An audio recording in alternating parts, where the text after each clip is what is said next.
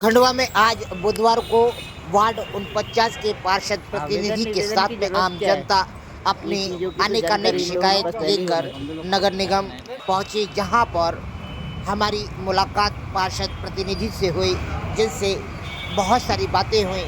इससे ऐसा लगा कि आम जनता के साथ में यदि प्रतिनिधि है तो आम जनता हर तकलीफ को झेल लेती है। आइए सुने सुधीर जी से क्या कहा। आदरणीय नमस्कार। आपके अधीन ये जो गतिविधियाँ वार्ड की चल रही हैं, हाँ, उसमें आज नगरवासी भी और वार्डवासी भी आज आए हैं। हाँ। ये मुख्य समस्या क्या लेके आए हैं? इनकी समस्या है, ये सब रोड टैक्स भी दे रहे हैं, नल टैक्स भी दे रहे हैं, बाकी इनके यहाँ नर्मदा का जल नहीं पहुँच पाया है। तो आज अच्छा। कमिश्नर साहब से मिलने आए हैं ये लोग।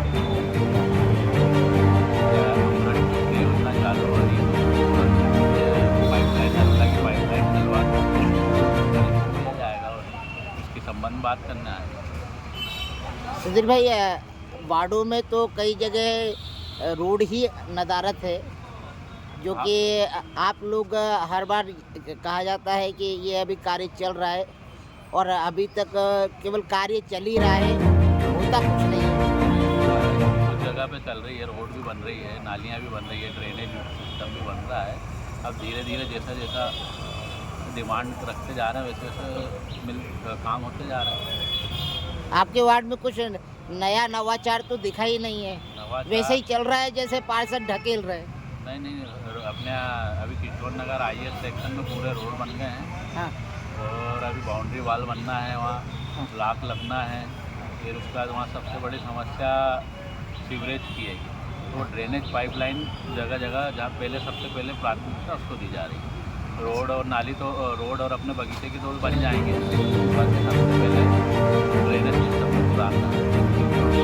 ओवरफ्लो होने के ऊपर 25 साल पुरानी पाइपें हैं, जगह जगह जड़ फंस गई है या कहीं फूट गई है, तो वो बदलने का कार्य भी चल रहा है। तो एक बार में क्यों नहीं कर देते? यानी जो चिल्लाएगा, रोएगा, गिड़गिड़ाएगा, उसी के काम वार्ड का पार्षद आएगा। नहीं, सब क्या हो रहा है, जहाँ अभी आप जब से हम महापौर जी द्वारा अपने हाउसिंग बोर्ड के लिए 1.5 करोड़ रुपये की राशि मंजूर की गई, तो उसमें ड्रेनेज का सबसे पहले प्राथमिकता दी जाएगी। ऐसा। हाँ, आदरणीय, एक निवेदन और है, जो कि वर्तमान में इस तरह की कोई गतिविधि नहीं चलती, मगर देखा गया है कि हमारे वार्ड में कई जगह बुजुर्ग लोग जो हैं, हाँ, वो कहीं पुलिया पे बैठे रहते हैं, कहीं यानी उनको एक ऐसा, क्योंकि रिटायर्ड आदमी, फला फुला आदमी, ज्ञानी आदमी, और उसके लिए कुछ ऐसा सत्संग वाला कुछ सभा भी तो बनाई जाए जिसमें वो लोग बैठ सके। ऐसा लगता है जैसे वह पशु वगैरह बैठे, वैसे बेचारे बुजुर्ग वगैरह बैठे रहते हैं पुलियाओं पे। ये सही बात है। स्मार्ट रोड बनने वाला था तो कई लोगों ने आपत्ति ली, तो इस कारण वो स्मार्ट रोड बन नहीं पाया, नहीं तो वहाँ पे बेंच वगैरह सब लगने वाली थी। अब वो भी अभी आगे के अपने पॉलिटेक्निक और ITI के सामने बनने के बाद वहाँ पे अपने बैठने की व्यवस्था भी की जाएगी सब। धन्यवाद सुधीर भाई। आप आदरणीय क्या समस्या लेके आए थे? बस जो अभी अपने वर्तमान जो हमारे बस उसी को आप दोहराने से वाली बातें लेके आए। यानी हम तो ये उन्हीं के पीछे हैं। यानी ये अच्छी बात है कि अगर हमारी समस्या रहती है जी तो हाँ। हमारा प्रतिनिधि हमारे साथ आ जाता है, तो हिम्मत बढ़ ये जाती सबसे है। बड़ी खुशी की बात है, हमारा आधा टेंशन कम हो जाता है। नहीं आदरणीय, ये तो सुधीर भाई की बहुत बड़ी बड़ी खासियत बात है बहुत बढ़िया। कि वो हर और समस्या को उन्होंने लेकर उन्होंने बहुत आगे- गंभीरता से काम हाँ, और नहीं, उन्होंने आगे मुझे ये सब चीज़ें बताई है कि आप आइए, मैं आपका सहयोग करता हूँ, आप आइए बार-बार। नहीं तो खंडवा में कई वार्ड ऐसे हैं, पार्षद ऐसे हैं जिनसे नवाचार की उम्मीद नहीं की जा सकती है, मगर सुधीर जी से की जा सकती है। बिल्कुल भी। धन्यवाद। खंडवा के ग्रामीण और शहरी क्षेत्रों में शासन की सैकड़ों योजनाएं चल रही हैं, जिन्हें जनता तक पहुंचाने के लिए जहां अधिकारी और कर्मचारी सक्रिय हैं, उससे ज़्यादा सक्रियता दलालों की है, जो आवास, शौचालय और राशन कार्ड त्वरित बनाने की जहां जानकारी देते हैं वहीं पर सुविधा प्रदान कर रहे हैं। खंडवा में शुभम नामक एक युवक द्वारा जिस तरह से बड़गांव बीला के लोगों को छला गया, उसके बाद में लोगों ने पता लगाने की कोशिश करी और एक व्यक्ति ने तो यहाँ तक कि खकनार पहुंचकर इसकी जानकारी ली। आइए सुने उससे। दिलीप भाई, अभी ये जो घटना चल रही है जिसमें आवास को लेकर धोखाधड़ी की बात हो रही है, शुभम नाम के व्यक्ति का नाम आ रहा है, तो इसके बारे में आप लोगों ने कुछ डिटेल निकालने का प्रयास करा कि कौन शुभम था?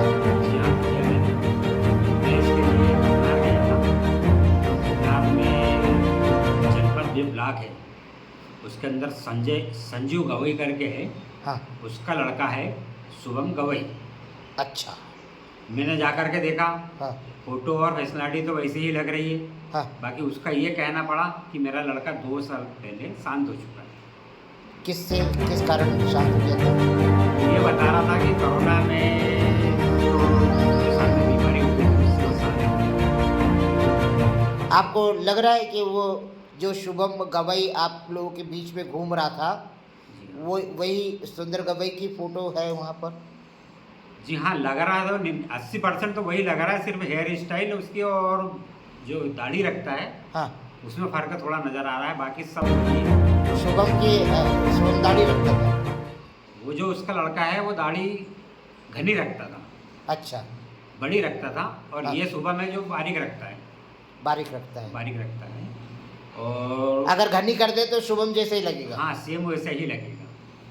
तो आपको लग रहा है कि ये उनके माता पिता झूठ बोल रहे हैं? लग रहा है कि झूठ कह रहे हैं, क्योंकि वो उसके पिताजी बोल रहे थे, बोले भाई मेरे को तो ये न्यूज़ पढ़ के कुछ सदमा सा आ गया, बोले हाँ। मैं घबरा गया था ऐसा वैसा। तो बोले मेरे बालक ने मुझे ये कहा कि हाँ। नहीं बोले ऐसा कुछ नहीं है, बोले ये तो अभी की न्यूज़ है, ये कहा उसने। कौन से बालक ने बोला? उसके छोटे बालक ने, जो उसका भाई है, वो ये। ऐसा। और शुभम गवई को ढूंढने के लिए क्या प्रयास करने वाले हैं, क्या आपने सोचा है? क्योंकि बहुत सारे परिवारों का पैसा लेकर रफू चक्कर हो गया है ये युवा। अब कोशिशों में लगे हैं, देखते हैं और जानकारियाँ निकालते हैं ब्रांडपुर से क्या है क्या नहीं। जैसे ऐसी जानकारियाँ मिलेगी आपको बताएंगे।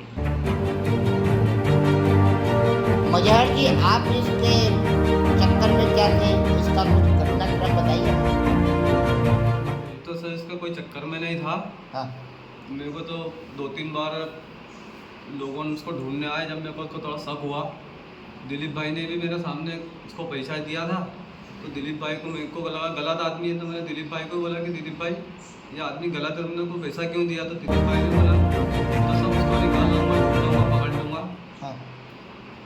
ये आवास का 14,000 रुपये जो था, ये आपके सामने दिए इसको? हाँ, 14,000 रुपये दिए दिलीप भाई ने। यानी आपको लग नहीं रहा था कि, क्योंकि आप तो नहीं। काफ़ी दिनों से कोर्ट में मुंशी का काम कर रहे हैं? मेरे को गलत लगा। उसे तुरंत मैंने आधे घंटे बाद दिलीप भाई को बुलाया कि दिलीप भाई ये आदमी गलत लग रहा है। हाँ। आपने पैसे देना नहीं था, पहले उसकी जांच पड़ताल करना थी। हाँ। बोले नहीं, बोले सरकारी ऑफिसों में बैठ रहा है, कर रहा है, अब उसको कहीं से भी ढूंढ लाएंगे अपन, उसका पैसा ले लेंगे उससे अपन। ऐसा? मिला फिर भी दिलीप भाई सतर्क रहना, ये आदमी को ठीक नहीं लग रहा। ऐसा? ये आदमी ना फ्रॉड है, आदमी की कोई डिटेल निकल नहीं रही है।